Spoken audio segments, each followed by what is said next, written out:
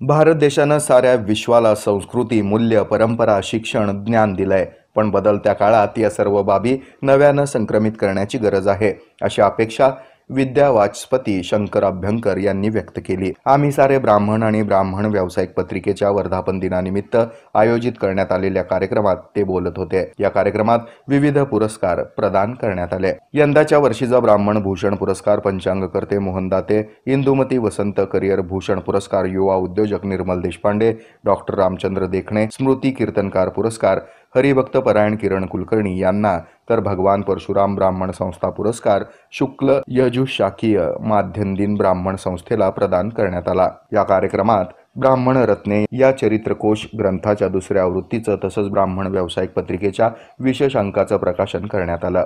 तसंच यशोगाथा ब्राह्मण स्त्रियांची या वंदना धर्माधिकारी लिखित पुस्तकाचं देखील प्रकाशन यावेळी करण्यात आलं. राज्याचे उच्च आणि तंत्र शिक्षण मंत्री चंद्रकांत पाटील, पुरस्कार प्राप्त पंचांगकर्ते मोहन दाते, कीर्तनकार किरण कुलकर्णी, युवा उद्योजक निर्मल देशपांडे, शुक्ल यजुः शाकीय संस्थेचे जगदीश नगरकर, उद्योजक ऋषिकेश कुलकर्णी, सुनंदा निसळ, तसंच संपादक भालचंद्र कुलकर्णी आणि व्यवस्थापकीय संचालक संजय ओरपे, संचालिका माधुरी कुलकर्णी उपस्थित होते.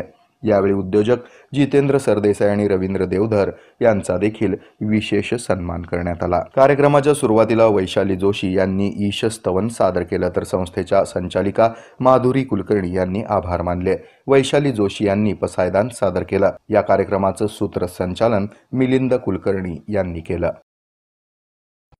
हे आहे मेट्रोकास्ट केबल नेटवर्क आणि आपण पाहत आहात the news plus. News plus बरंच काही.